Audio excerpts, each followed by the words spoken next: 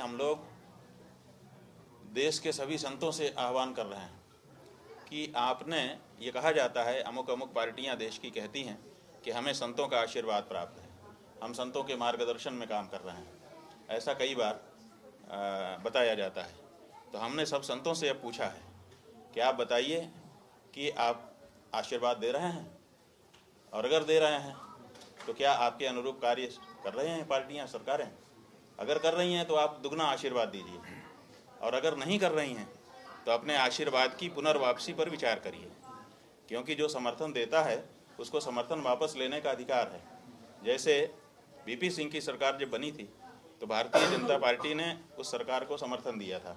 VP Singh के पास उतने number नहीं थे तो इन्होंने समर्थन दिया था, और जब इनके अध्यक्ष लाल कृष्ण आडवाणी को बिहार में लालू प्रसाद यादव ने गिरफ्तार कर लिया, उतने मात्र से इन्होंने समर्थन केंद्र की सरकार से वापस ले लिया था, और जिसके कारण बाद में कितनी सारी कमज़ोर सरकारें बनी और देश को कितना भोगना पड़ा।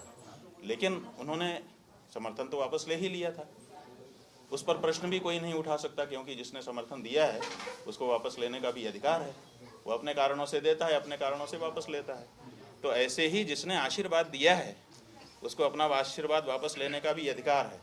तो हम ये कह रहे हैं कि अगर आपके द्वारा आशीर्वाद प्राप्त कोई पार्टी या कोई सरकार अगर गौ हत्या जैसे मुद्दे पर भी आपकी नहीं सुन रही है, तो क्या आप अपना आशीर्वाद कंटिन्यू करना चाहेंगे कि विथड्रॉ करना चाहेंगे?